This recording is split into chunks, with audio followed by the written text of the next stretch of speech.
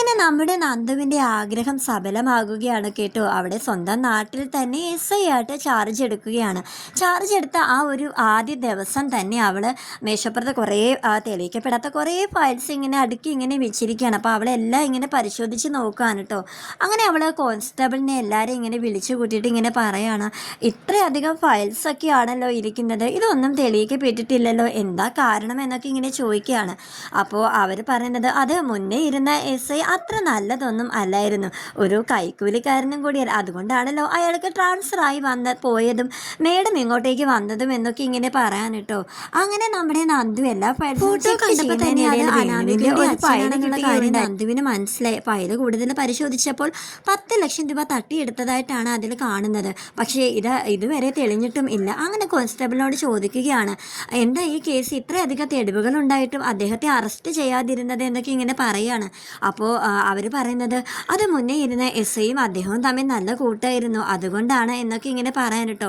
എന്നാൽ ഞാൻ ഇന്ന് തന്നെ അയാളെ അറസ്റ്റ് ചെയ്യും എന്ന് പറഞ്ഞ് കോൺസ്റ്റബിളിനെ എല്ലാവരെയും കൂട്ടി മേഡമിൻ്റെ വീട്ടിലേക്ക് നന്ദു പോകുകയാണ് കേട്ടോ, ജീപ്പിൽ കയറി.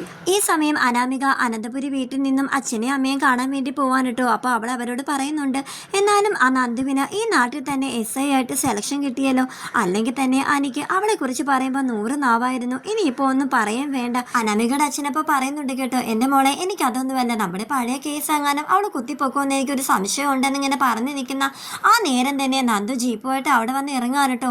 നന്ദു ജീപ്പിൽ നിന്ന് ഇറങ്ങി വരുന്ന ആ കാഴ്ച കണ്ടപ്പോൾ തന്നെ നമ്മുടെ അനാമിക വീടും ഇങ്ങനെ ഭയന്നിങ്ങനെ നിൽക്കുകയാണ്. നന്ദുവിനെ കണ്ടതും അനാമിക, എടി നീ എന്തിനാ ഇങ്ങോട്ടേക്ക് വന്നത്, നിനക്ക് എന്താണ് ഇവിടെ കാര്യം എന്നൊക്കെ ഇങ്ങനെ പറയാൻ കേട്ടോ. അപ്പോൾ നന്ദു പറയുന്നുണ്ട്, എടി പൊടി എന്നൊക്കെ നീ നിന്റെ വീട്ടുകാരെ വിളിച്ചാൽ മതി, ഞാനിപ്പോൾ യൂണിഫോമിൽ നിൽക്കുന്ന ഒരു പോലീസ് ഉദ്യോഗസ്ഥയാണ്, അതിൻ്റെ മാന്യത എന്തായാലും എനിക്ക് കിട്ടിയേ പറ്റുമെന്ന് ഇങ്ങനെ പറയാൻ കേട്ടോ. അപ്പോൾ വേണുവും പറയുന്നുണ്ട്, മോളെ അനാമിക നീ മിണ്ടാതിരിക്കുക, സാർമാർ വന്നത് എന്താണെന്ന് വെച്ചാൽ ചോദിച്ചിട്ട് പോട്ടെ എന്നിങ്ങനെ പറയാൻ കേട്ടോ.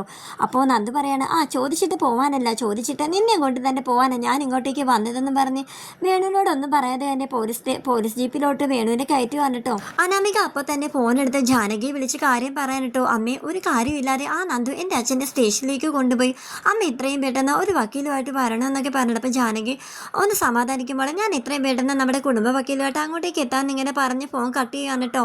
ജാനകി അപ്പോൾ അനിയോട് പറയുന്നുണ്ട്, മോനെ നമ്മുടെ അനാമികയുടെ അച്ഛനെ ആ നന്ദു ഒരു കാരണമില്ലാതെ പിടിച്ചുകൊണ്ട് പോയിരിക്കുക, നമ്മുടെ കുടുംബ വക്കീലിനെ നീ ഒന്ന് ഫോൺ ചെയ്യുന്നിങ്ങനെ പറയാണ്.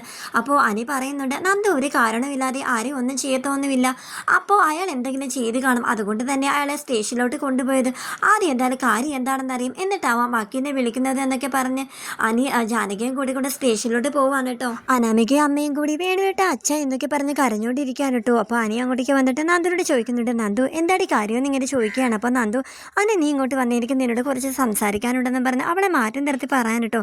എടാ അനി, ഇയാൾ വിചാരിക്കുന്ന പോലെ ഒന്നുമല്ല, ഇയാളൊരു പക്ക ഫ്രോഡാടെ എന്നൊക്കെ പറഞ്ഞിട്ട് ആ ഫയലിലെ കേസൊക്കെ അവനെ കാണിച്ചു കൊടുക്കാം കേട്ടോ.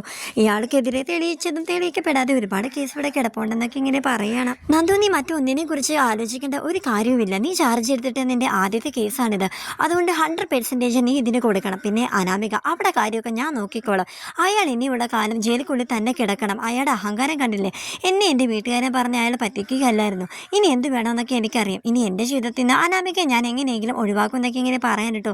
അനി നീ അനാമികയുടെ കാര്യത്തിൽ എടുത്തു ചാടി ഒന്നും തന്നെ ചെയ്യരുത്, എനിക്ക് അനന്തപുരിയിലേക്ക് വരണം, അവിടെ ഉള്ളവരെയും ഇയാൾ പറ്റിച്ചിരിക്കുകയാണ്, അതുകൊണ്ട് അവിടെ ഉള്ളവരുടെ ഓരോരുത്തരുടെയും മൊഴി കൂടി എനിക്ക് എടുക്കേണ്ടതായിട്ടുണ്ട്, അതുകൊണ്ട് നീ ഇപ്പോൾ വീട്ടിലേക്ക് പോ, ഞാൻ പിന്നെ എന്താണെന്ന് വെച്ചാൽ വഴിയെ പറയാം നിന്നോടെന്നിങ്ങനെ പറഞ്ഞ് അനിയെ പറഞ്ഞു വിടുക കേട്ടോ.